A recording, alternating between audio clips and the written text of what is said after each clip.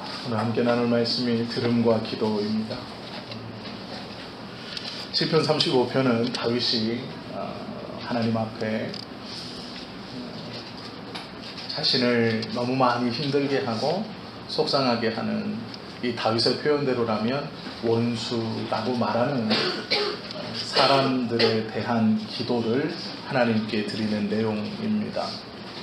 다른 것보다도 다윗은 믿었던 가장 친했던 친구가 자신을 죽이려고 하고 자신의 실수를 조롱하고 비웃으면서 뒤에서 다른 이와 함께 험담하고 조롱하는 그것을 알게 되었을 때 조롱하고 험담하는 것뿐만 아니라 그것을 시작으로 자신의 육신의 생명을 빼앗으려고 함께 모의하고 그것을 실행하려고 하는 모습들을 알면서 눈으로 지금 미리 알고 그것을 보고 있으면서 하나님 앞에 기도하는 그러한 내용입니다. 5월은 가정의 달이죠. 이 5월의 설교를 가만히 들어보시면 용서, 또 화해 이런 설교들이 많이 있습니다. 가정의 달인데 행복한 가정에 대해서 말씀을 드려야 되는데 용서하고 화해하고 서로 이해하라라는 말씀을 하는 이유는 지금 우리 성도님들뿐 아니라 세상의 많은 가정들 또 부모와 자녀 간에 많은 힘듦 또 용서하지 못한 불화가 많이 있기 때문이죠.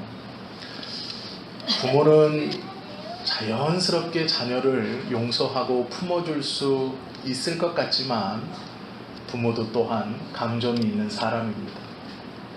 미움이 일어나고 얄미움이 있고 또한 자녀로 인해 씻을 수 없는 아픔을 경험하기도 합니다. 자녀는 또 부모의 말과 행동과 또 그 뜻에 자연스럽게 순종하고 따라줄 것 같지만 그렇지 않습니다. 자녀도 또한 동일한 감정과 동일한 생각과 판단을 하죠. 그 안에서 벌어나는 다툼이 가정을 힘들게 하고 어렵게 하고 우리들의 관계를 곤란하게 할 때가 참 많이 있습니다. 부부가 그렇고 부모와 자녀 사이가 그렇고 또한 믿음의 사람들도 마찬가지입니다. 내가 다 말하지 않아도 이해해 주어야 할 것 같고 이해해 줄 것 같은데 오해가 생기고 서로 수군거리고 다른 말을 하는 사람들을 보면서 처음은 그렇지 않았지만 결국 그를 미워하게 되고 그것 때문에 신앙생활도 어렵고 관계가 껄끄러워지는 경우가 많이 있죠. 더 힘든 것은 그가 그렇게 한다는 것을 이미 들어 알고 있다는 것이죠. 이미 그렇게 한다는 것을 내가 모르면 모르지만 들어서 알고 있는데 그는 흡사 내가 모르는 것처럼 내 앞에서 웃고 미소를 지어주니 더 힘들고 더 어렵죠.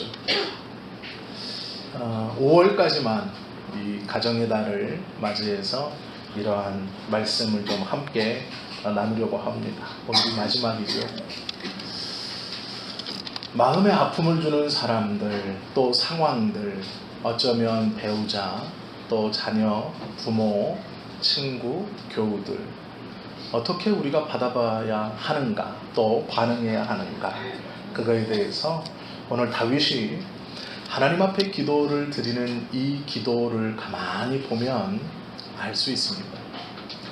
다윗은 먼저요 7절 8절까지 뭐라 그러냐면 하나님 이 원수를 좀 벌해 주십시오. 미워서 또 나를 너무 힘들게 하고 나의 육신을 죽이려고 하는 이 원수와 같은 자를 좀 하나님 벌해 주십시오 라고 기도합니다. 그런데 13절부터 보시면 내가 그를 위해서 베옷을 입고 금식하고 그를 위해서 기도했다라고 다윗이 고백하고 있죠. 미운데 미워할 수만은 없는 것이죠. 나를 죽이려고 해서 원수인데 그 원수가 마냥 밉지만은 않은 그러한 이상한 마음을 갖게 되는 그 솔직함을 다윗이 하나님 앞에 기도하고 있습니다. 그래서 어떤 신학자는 이 시편 35편은 앞에 1절부터 12절까지는 다른 사람이 있었고 13절부터 뒤에 마지막까지는 또 다른 사람이 있어서 두 사람이 이 시편을 썼을 것이다 라고 가르치는 사람이 있습니다. 왜 그러냐면 전반부는 원수를 그렇게 벌해 주십시오, 하나님 나의 억울함을 갚아 주십시오 하다가 기도의 후반부로 가면 그를 위해서 내가 기도합니다, 그에게 복을 주십시오, 그를 구해 주십시오, 그를 잘 되게 해 주십시오 라고 기도하는 것이죠. 그가 잘 되면 어쩌면 내가 망할 수도 있고, 그가 성공하면 내가 죽을 수도 있는데 그렇게 기도하고 있다라는 거죠.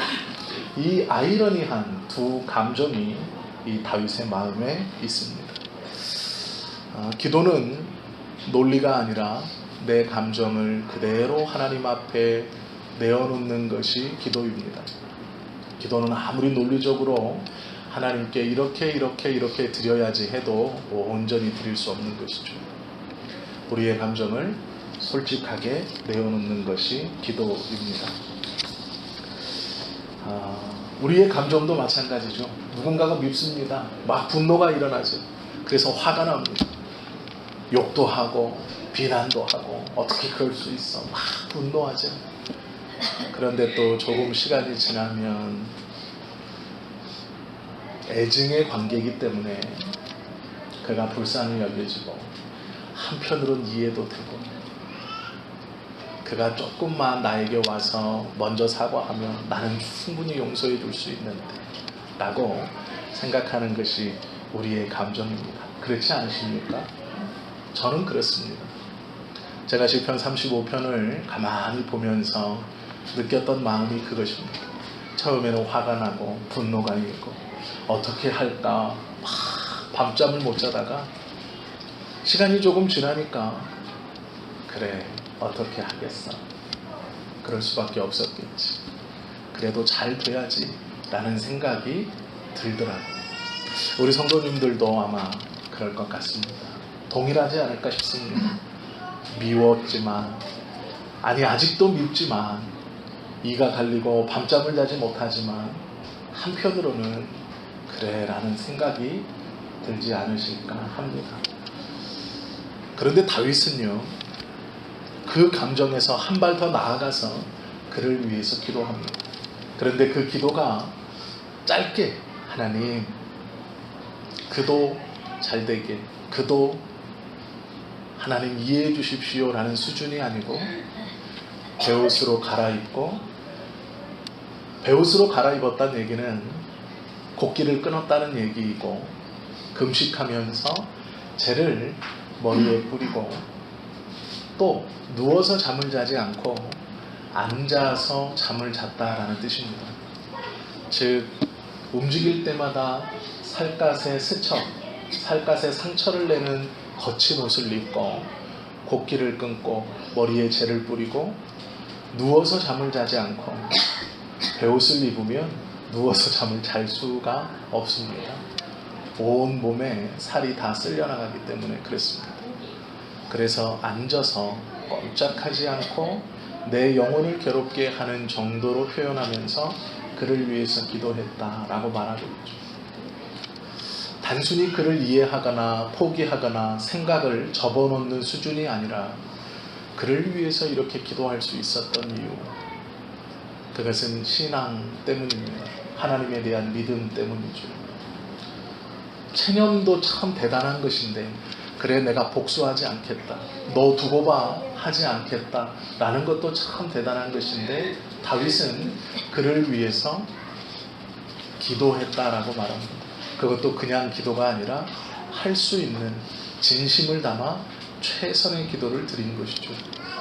다윗이 베옷을 입고 곡기를 끊고 기도할 때는 자신의 아들이 이제 죽을 것 같다라는 소리를 들었을 때입니다. 하나님께서 살려주시지 않을까라는 일말의 기대감을 가지고 곡기를 끊고 베옷을 입고 기도했었던 때가 있었습니다. 물론 그것이 바세바라는 정확한 행동을 취하고 정의롭게 얻은 아내가 아니라서 하나님이 그 아이를 데려가셨지만, 다윗은 하나님 앞에 간절함이 있을 때, 정말로 그 기도가 응답되어야 한다는 간절함이 있을 때 베옷을 입고 곡기를 끊고 기도했던 사람입니다. 원수를 향해서 그냥 기도한 것이 아니라 진심으로 그가 잘 되기를 다윗은 기도한 것이죠. 우리가 그렇게까지 할 수 있을까? 저는 자신은 없습니다. 체녀 말씀 있고 그냥 흘러가는 말로 하나님, 그냥 그렇게 속히 잊어버릴 수 있도록, 그냥 이해할 수 있도록, 용서할 수 있도록 만져주십시오 라고는 기도할 수 있겠지만, 그렇게 전심을 다해서 그가 복되게 해달라고, 그가 형통하게 해달라고는 기도할 수 없을 것 같습니다. 그럼 다윗은 어떻게 그럴 수 있었나? 우리와 무엇이 달랐나? 우리와 다른 것은 아무것도 없습니다. 다윗이 믿는 하나님도 우리의 하나님이시고, 다윗이 기도의 대상으로 붙들고 은혜를 구했던 그 하나님도 우리와 동일한 하나님이시며, 다윗을 힘들게 했던 원수라고 부르는 그 사람도 우리를 힘들게 하는 그와 별반 다름없는 악한 사람입니다. 그런데 어떻게 이렇게 기도할 수 있을까? 가장 중요한 것은 하나님의 말씀을 들음으로 시작되는 것이죠. 35편 3절에 보시면 다윗이 이렇게 하나님께 말합니다. 창을 빼사 나를 쫓는 자의 길을 막으시고 또 내 영혼에게 나는 내 구원이라 이르소서. 하나님이 나의 구원자라고 말씀해 주십시오라는 것이죠. 다윗이 목숨이 왔다 갔다 하는 상황, 정말로 원수라고 표현하며 미움이 싹트고 분노가 가라앉지 않는 상황에서 제일 먼저 하나님께 기도하는 것은, 하나님, 내 귀에 하나님께서 친히 나는 너의 구원이다, 즉 내가 너의 하나님이다 라는 음성을 들려주십시오라는 거예요. 그 음성이 들리면 이 어려움에서 내가 이겨낼 수 있을 뿐만 아니라, 하나님, 저를 위해서 기도하겠습니다 라는 것이죠. 먼저 우리 안에 주님의 음성이 들려야 하는 것이죠. 그때 용서할 수 있고 이해할 수 있고 그 어려움에서 견뎌낼 수 있는 것이죠. 하나님의 음성이 우리에게 들리는 것이 먼저입니다. 다른 사람의 위로가 필요한 것이 아니고, 다른 이의 이해와 공감이 필요한 것이 아니고, 먼저 하나님이 우리에게 걱정하지 마라, 내가 너의 구원이다, 내가 너의 하나님이다 라는 말씀이 우리 안에 들려야 우리가 믿음 안에서 행동할 수 있다라는 것입니다. 로마서 10장 17절은 너무나 유명하고 우리가 다 아는 말씀이죠. 믿음은 들음에서 난다 라는 말씀입니다. 우리가 분노하고 용서하지 못하고 끌어안지 못하고 오해가 생기는 것은 하나님의 말씀을 모르기 때문입니다. 믿는 자가 어떻게 행해야 하는지, 어떻게 살아야 하는지, 하나님께서 나에게 지금 무슨 말씀을 하시는지를 듣지 못하고 있기 때문에 우리가 용서하지 못하고 분노하고 끌어안지 못하고 있다라는 것이죠. 하나님의 약속을 모르기 때문에 불안해하는 것도 마찬가지다라는 것이죠. 느헤미야는 바벨론에서 포로 생활을 하다가 그 사회에서 제일 아래쪽에 있는 극빈자들과 함께 1차 포로 귀환을 이루어갑니다. 그리고 하루 저녁 그 무너진 예루살렘 성을 한 바퀴 쭉 돕니다. 그런데 문제는 아무런 돈이 없고, 따라온 백성들은 그 바벨론에서 자리 잡지 못한 불황자들이 따라왔습니다. 생각해 보십시오. 살고 있던 곳에서 떠나 다른 곳으로 이동을 할 때, 원래 살고 있던 곳에서 내가 땅도 있고 집도 있고 출세도 했고 좋은 직장도 있다면 아무것도 없는 새롭게 시작해야 하는 땅, 황량한 곳으로 누가 이동하려고 하겠습니까? 아무도 안 가려고 하는 거예요. 그걸 따라왔다는 것은 정말로 큰 사명감이 있어 따라온 사람이든지 아니면 어차피 이곳에 아무것도 없으니 내가 그곳에 가서 새롭게 시작해 보겠다라는 사람들입니다. 바벨론의 1차 포로기환이 그렇습니다. 아무것도 없는 사람들, 배운 것이 없고 가진 것이 없어 어차피 바벨론에 있어도 하루 벌어 하루 먹기 어려우니 저 느헤미야를 따라서 예루살렘에 가면 평등하게 다 같이 아무것도 없이 시작할 수 있을 것 아니냐. 따라가면 개간한 땅을 준다고 하고 남 밑에서 힘들고 어려운 말을 듣지 않고 내가 열심히 노력하면 다시 무언가를 해볼 수 있지 않을까 하는 기대감에 그곳으로 이주하는 것이죠. 무너진 성벽을 보고 황폐하게 된 도시를 바라보는 느헤미야는 이 거의 불황자와 같은 1차 포로 귀환에 따라온 유대인들을 바라보면서 어떻게 할까를 고민했습니다. 그들에게 나올 수 있는 것은 아무것도 없죠. 재물이 있는 것도 아니고 건강이 있는 것도 아니고 좋은 지식이나 학벌이 있는 것도 아니었습니다. 누군가를 관리할 사람들도 되지 못했습니다. 체계를 세워 하나하나 일으킬 만한 수준이 되지 않았습니다. 느헤미야가 성벽을 돌아보고 하나님께 기도한 후에 가장 먼저 한 이유는 에스라를 초청합니다. 예루살렘에서 말씀을 가르치던 에스라를 예루살렘으로 초청하여 바벨론에서 쫓아왔던 그들에게 하나님의 말씀을 가르칩니다. 먼저 아무것도 가지지 못한 그들에게, 아무것도 없는 이스라엘 포로 귀환자들에게 에스라를 통하여 하나님의 말씀을 선포하게 하고 그 하나님의 말씀을 들려줍니다. 그리고 그들로 하나님의 뜻이 무엇인가를 깨닫게 하고 그 아무것도 없는 사람들을 통하여 성벽을 재건하고 이스라엘을 보수하기 시작합니다. 시작은 하나님의 말씀을 들려주었다라는 것이죠. 하나님의 뜻이 무엇인가를 그 하나님을 믿는 백성들로 하여금 분명하게 가르쳐주고 또한 그것을 믿음 안에서 붙들게 했다라는 것이죠. 하나님의 백성이 다른 일을 이해하고 다른 사람을 용서하고 끌어안을 수 있는 첫 번째 출발은 하나님의 말씀을 듣는 것입니다. 하나님의 말씀을 들어야 우리는 우리 안에 일어나는 분노와 아픔과 상처들을 쌓아낼 수 있습니다. 하나님의 말씀이 먼저 우리 안에 일어나야 그것들을 해나갈 수 있다라는 것이죠. 다윗도 골리앗에게 물맷돌을 돌리며 달려가면서 한 말이 있죠. 너는 칼과 창과 단창을 가지고 내게 오거니와 나는 만군의 여호와의 이름으로 내게 가노라. 하나님의 말씀이 먼저 다윗의 마음을 붙들고 있지 않았다면 이렇게 담대하게 고백할 수 없었을 것입니다. 좋은 무기가 있어서도 아니고 내가 골리앗보다 덩치가 더 커서도 아니고 힘이 비등해서도 아닙니다. 모든 것을 비교해 봤을 때 아무것도 아닌 것 같았지만 다윗의 마음에는 하나님의 말씀이 살아있었습니다. 그리고 그 하나님의 말씀을 붙들었기에 담대히 달려나갈 수 있었던 것이죠. 유대인들은 어려서부터 말씀으로 양육을 받습니다. 그들이 어떻게 사는지는 잘 모르는 문제이기 때문에 좋다 나쁘다라고 말씀드릴 수는 없지만 유대인들은 어려서부터 주님의 말씀을 철저하게 배우고 공부합니다. 그들은 태어나면서부터 이사야서와 잠언과 시편을 암송하기 시작합니다. 7살이 되었을 때 이 3권의 성경을 다 암송해야 합니다. 또한 그들이 학교에 가면서부터도 매일 시편과 잠언을 암송하고 이사야서를 암송합니다. 이것을 평생 반복하죠.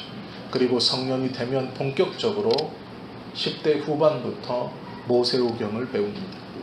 성경을 철저히 배운 이들에게 흔들리지 않으면 여호와께서 우리를 선택하셨고 어떠한 상황에서도 유대인인 나를 버리지 않는다라는 확신입니다. 말씀이 들어갔기에 유대인들은 전 세계적으로 주목받는 사람들이 될 수 있었죠. 또한 나라는 잃어버렸지만 하나님께서 그들을 붙들어 가장 큰 영향력이 있는 미국이라는 나라를 뒤에서 좌지우지하는 사람들로 키워냅니다. 엘고의 런닝메이트인 조셉 리버먼, 조지 소로스, 울프라이트, 스필버그 등은 우리가 잘 알고 있는 유대인들입니다. 그리고 그들이 만들어내는 영화나 정책은 세계에서 가장 강하다는 미국을 움직이고 미국의 큰 방향을 설정하는 정책들이 되어 버렸습니다. 가부를 떠나 장단점을 떠나 하나님의 말씀을 붙들고 살아가는 사람들, 그 교육을 받은 사람들의 영향력을 우리가 보게 되죠. 하나님의 말씀이 먼저 들으면 물론이고 그 말씀을 들은 후에 우리도 다윗처럼 원수들을 위해서 기도할 수 있어야 합니다. 13절과 14절은 이렇게 말씀하고 있죠. 제가 13절과 14절을 읽어드리겠습니다. 나는 그들이 병들었을 때에 굵은 베옷을 입으며 금식하여 내 영혼을 괴롭게 하였더니 내 기도가 내 품으로 돌아왔도다 말씀합니다.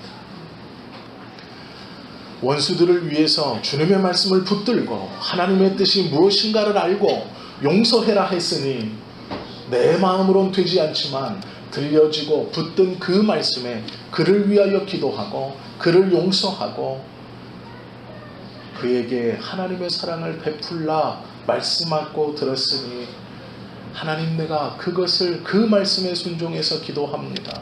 간절히 진심으로 그렇게 했더니 그를 위해서 그렇게 기도했던 것이 나에게 다시 돌아왔다라고 고백하고 있는 것이죠.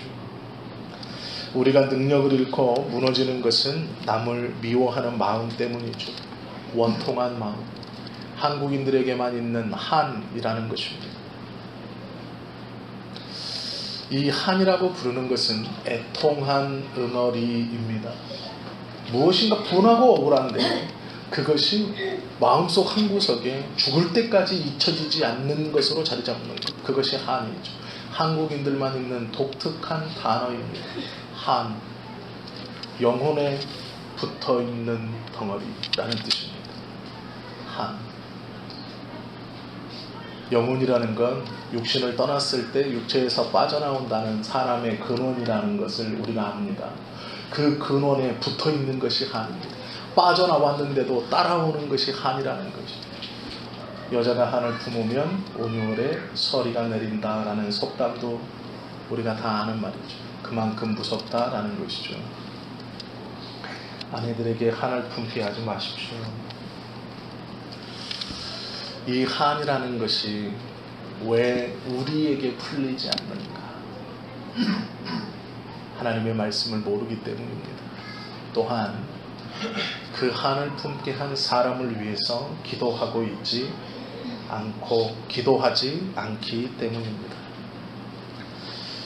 성경은 우리가 그 원수를 놓고 기도하는 순간 하나님의 자녀로 거듭난다라고 말씀하고 있죠. 빌립보서 4장 9절은 너희는 내게 배우고 받고 듣고 본 바를 행하라 라고 말씀하고 있습니다. 예수님께서는 우리에게 원수를 사랑하라 말씀하셨죠. 원수를 사랑하라. 용서하는 것보다 더 뛰어넘어 그를 사랑하라. 아껴주고 품어주고 할 수 있는 대로 베풀어 주라 말씀합니다. 이것을 듣고 보고 배웠으니 그대로 행하라 라는 것이 성경의 말씀이고 하나님의 뜻입니다. 욥기 42장 10절에 보면 욥이 모든 것을 잃고 10명의 자녀들이 하루아침에 다 죽고 아내는 떠나가고 모든 재산은 다 약탈당하고 자신의 몸에도 머리끝부터 발끝까지 종기가 일어 부서진 기왓장을 주워다가 자신의 몸을 벅벅 긁고 있을 때 새 친구들이 찾아옵니다. 그리고 그 새 친구들이 나름대로 이야기하죠. 네가 숨겨진 죄가 있어서 그럴 거야. 하나님께 회개해. 너는 너의 삶을 돌아보아서 하나님께서 원하시는 회개의 기도를 드려. 맞는 말 같지만 하나님께서 그것을 인정해 주시지 않았습니다. 네가 이렇게 된 것은 아마 하나님의 뜻일 것이니 악소리 하지 말고 그대로 받아들여. 네가 잘했건 못했건이 아니라 그냥 그대로 받아들여. 그것도 하나님이 인정하지 않으셨습니다. 하나님이 나타나서 이 세 친구들을 무섭게 두렵게 징계하시려고 합니다. 그런데 욥이 그때 그 세 친구들을 위해서 하나님께 기도합니다. 욥기 42장 10절은 욥이 그 세 친구들을 위해서 하나님께 기도하며 하나님께서 갑절의 은혜를 그때부터 부으셨다라고 말합니다. 어느 때부터요?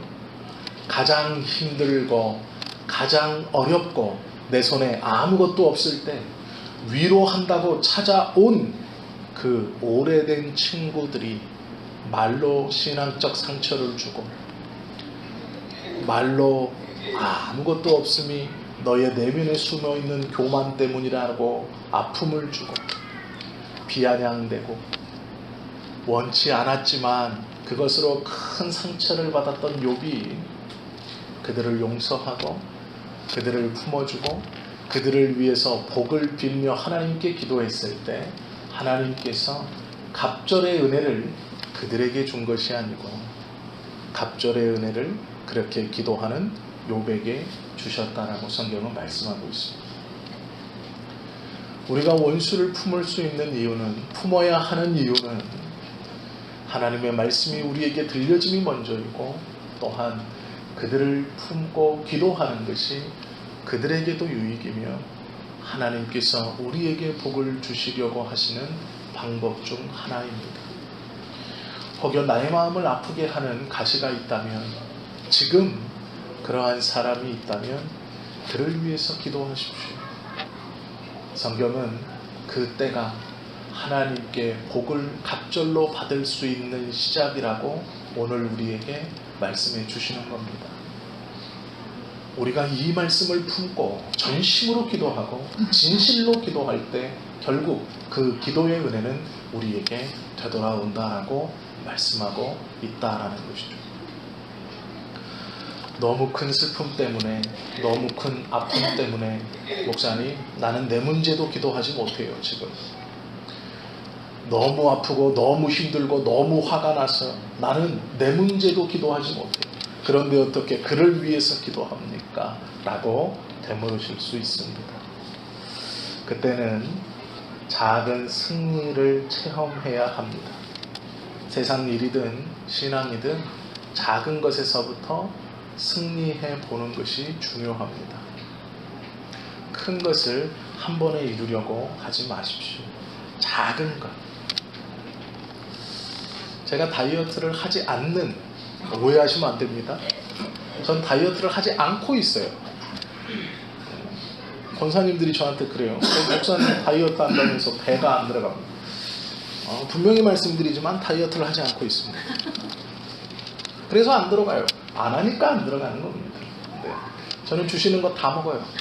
무슨 다이어트입니까 그게. 예. 안 하고 있어요. 걱정하지 마세요. 하면 빠집니다. 그런데 안 하고 있어요. 제가 왜 이 말씀을 드리냐면, 무엇을 성공하려면요, 내가 목표로 한 그것을 한 번에 이루는 것은 매우 어렵습니다. 그러나 전혀 상관없는 것인 것 같지만 작은 것에서부터 성취감을 맛보는 것이 내가 목표로 삼은 이것을 이루는 것에 매우 중요한 겁니다. 실패는 하나의 경향입니다.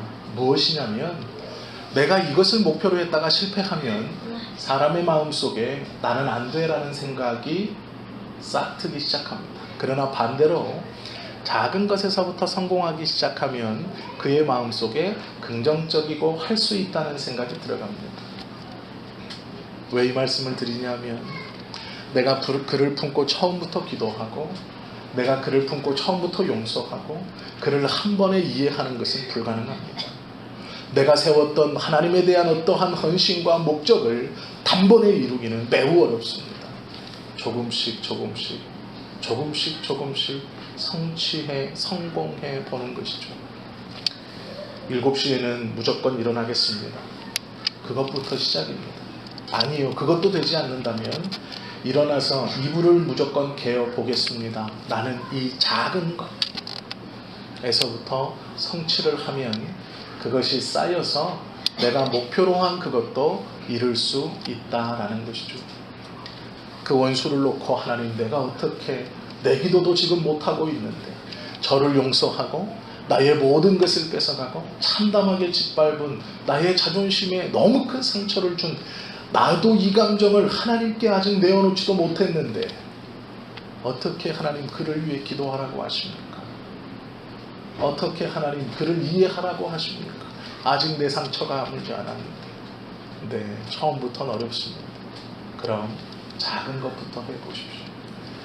예배의 자리에 은혜를 받지 못하고 있다고 느끼지만 예배의 자리에 나와 함께 예배하고, 기도의 자리에 나와 기도하지 못하고 눈을 감고 기도하는 척을 할지언정 그 기도의 자리에 나아오십시오. 그것이 시작입니다.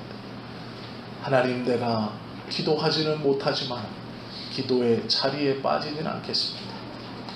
내가 마음껏 주님을 찬양할 준비는 되어 있지 않고 그 상처와 그 아픔이 아물지 않아서 그렇게 할 자신은 없지만 그곳에 빠지지 않고 그곳에 참석하고 그것을 거르지 않고 입술로 부정히 말하지 않겠습니다라는 작은 것을 성공해 보는 것이 중요하다라는 것이죠. 우리의 속사람이 무너졌을 때 작은 것에 집중하여 성공해 보는 것, 그것은 실패를 돌이키는 출발점이 됩니다. 다윗과 같은 인생의 고백이 또한 신앙이 우리 안에 있어야 합니다.